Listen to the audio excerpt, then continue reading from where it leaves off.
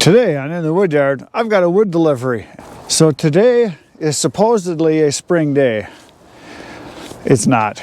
It's 30 degrees this morning, and it's supposed to stay like this for the next 3 or 4 days. It's ridiculous. It was snowing this morning. We got green grass growing because we had a couple days that were close to 60, and today it's 31 or something like that. And it's supposed to be freezing again tonight and tomorrow and the next day, and the next day, and the next day. This is ridiculous for spring weather. This sucks. So this first order, I'm done ranting now. This first order I got today is for mixed hardwood, and I got just a few pieces of maple left over here that were from some piles that were in this area, and I just kind of threw it all together, and it's sitting here. So I'm going to throw some of this in.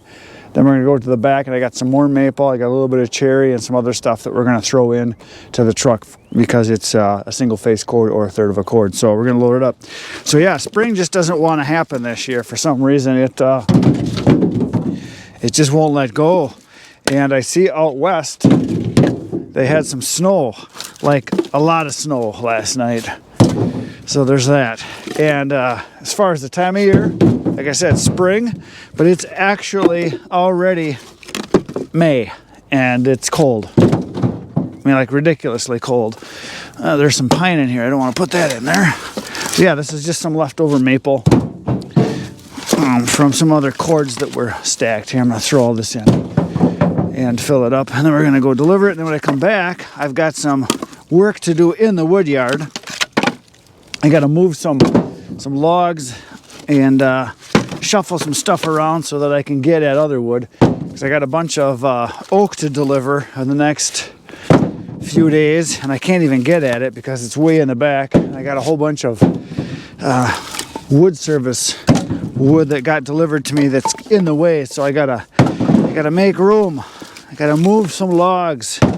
So that'll be kind of fun. I get to use the tractor maybe a little bit later today, unless I get a bunch of other orders or something else comes up. But this has got to get done first because the guy's home and he said bring it. So I'm loading it and we're going to bring it.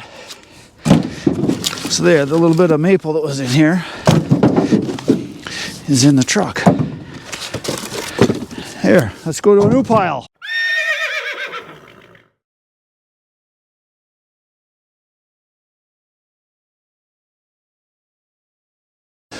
So this pile here was 2 face cords stacked right in here, and when the frost went out, the whole pile tipped over on me, which does happen occasionally.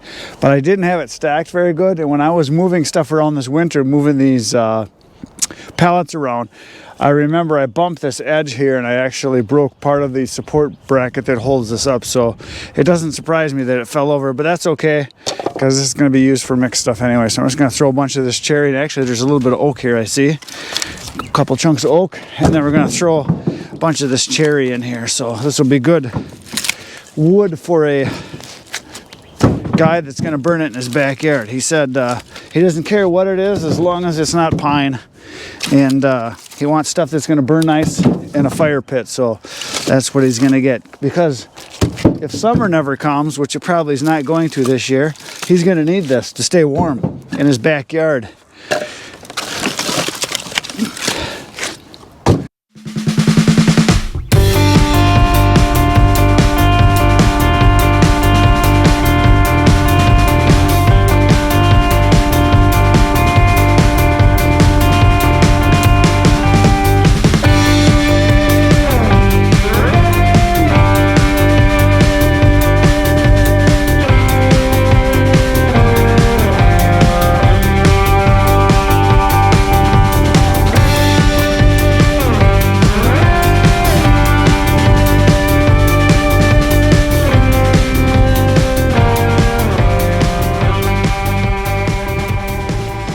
Look at that.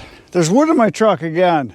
It's kind of nice to have some wood back in there again after being piled up with beaver over the last 3 weeks. So there it is, a load of wood, and we're going to go deliver it right now. And when I get back, we're going to do some other work. So down the road we go.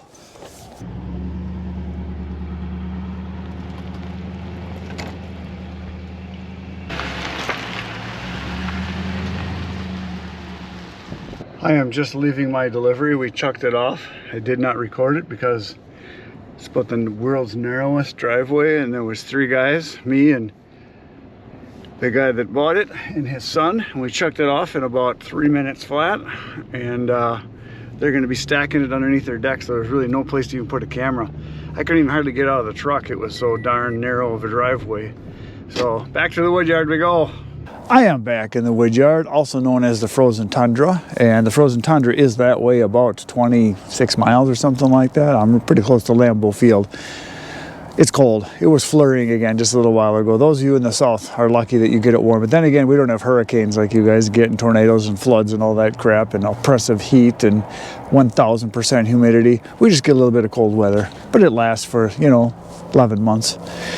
So there's that. So while I was on my way back, I was thinking there's things that come up that are little details that I think are going to be good for some of you to hear and know, especially if you are selling firewood or if you want to sell firewood. This is something that's pretty important, your customer contact. I've talked about this a little bit, but the reason I'm bringing it up, I was just getting a hold of all the people that I have orders for. I think I've got 6, 7, 8. I got 8 orders that I have to fulfill in the next few days. And the reason I'm bringing this up is it's something that's real important, is to make contact with your customers on a regular basis, especially if they call you. I have certain customers I will just call sporadically, like once every month or 2 months, and just say, hey, how's your wood supply? And surprisingly, a lot of times they say, hey, I was just going to call you. Or they'll say, I've got a little bit left, but you could bring me another face cord. And so if you've got time, make some calls. People really appreciate it. It's rare nowadays for businesses to contact their customers and actually take care of them. It's very rare. But what I'm going to talk about now is how I take care of people that either text or call me. Number one thing is I call them back right away, or I text them right away as fast as possible, even if I'm out of town. For instance, I was gone up north with my brother beaver trapping for about 3 weeks, but I still kept track of my customers as they called, and I would call them back when I had time. I tried to call back right away, but a lot of times I was out of a service area. We had no reception at all. But at least I texted them and let them know that I was out of town. I'll get back in touch as soon as I get back. I let all of them know that I was going to be gone for at least 2 weeks, and that I would get them wood as soon as I could, and to let me know if that was going to be a problem. Because if it is, I've got a buddy, if someone really needed wood, that could deliver for me. And he's told me many times, I haven't had to have him do it yet. He comes here once in a while and helps out. And so if somebody really needed wood, I could get it to him right away. I could tell him where to go, what to get, where to take it, and all that kind of stuff. And so that's something that's kind of nice, is to be able to have a backup person to help out. So when these people were contacting me, I would text them right back and say, hey, thanks for getting a hold of me. I'm out of town for a few weeks. I can deliver wood as soon as I get back. Will that work for you? And then they would text me back and they would say, sounds great. I got enough wood to last me till then, or I'm not in any big hurry, or I'm just planning ahead. So I'm constantly getting a hold of people. And then I always try to be the person that leaves the last message or the last phone call. The reason is I want them to know that I'm paying attention and that they're important, because that's really what most people want. They want service, which means you've got to actually talk to people. You've got to actually text them. You've got to actually leave messages. Don't leave it hanging. The sooner you get back, the better. If you wait a day even, you're going to lose a customer. I lost one of my customers. It was a new one, and I got a hold of him as soon as I got back. I had told him I was going to be gone for a while, and he said, yeah, we needed some wood for our stove for outside, and they have a solo stove. And he said, we got some chunks. We got enough to last us probably for a good month or so. But when we run out, I'll get a hold of you. Thanks for calling me back, or texting me back is what it was. That was his text. So when people get a hold of me, I will call right away, and I will try to deliver the wood as soon as possible. Like I had one guy today, he says, you're back, that's great, when can you deliver it? I said, how about right now? He said, you could? I said, absolutely. I can load it up, I can be there in an hour. He said, bring it. So I did that. And then I had another guy, this one right here, I'm delivering this tomorrow. He wanted a face cord, and it's delivery out of town, so I got to do that. And then I've got, this one is for Friday. This is for 2-phase cords, and it was a guy that had texted me while I was gone. I texted him as soon as I got back, and he said, excellent. Any day this week, and he said, Friday's the best for me. So I said, fine, I'll bring it Friday. This one is for Thursday. It's for a phase cord. And this guy's for camp firewood. He just wants pine. And he said, any day this week. And I said, well, Thursday is good for me. So he said, fine, that's great. There's another one for Thursday. This one is a good order. This guy had called me before I left, and I told him, sorry, I can't deliver it for about 3 weeks. I'm going to be gone. He says, not a problem. He said, the wood that I want, I only want a little bit for the summer for grilling, and then I want most of it for heating for next fall. I said, great. I said, well, as soon as I get back, I'll let you know. And then he contacted me while I was gone, and he said that he's not in any hurry, but I should get a hold of him as soon as I can to get it scheduled, because he wants a bunch of wood. So I contacted him again probably about a week ago, said I'll be home in a few days, I'll get a hold of you as soon as I'm back. And he said, sounds great. So today I called and texted him, which I do a lot. I will call and text. And this guy wants 5 face cords, he said, for now. And because I told him I could bring 5 at a time. He said, do 5 for now. And then he said he wants a couple more right after that.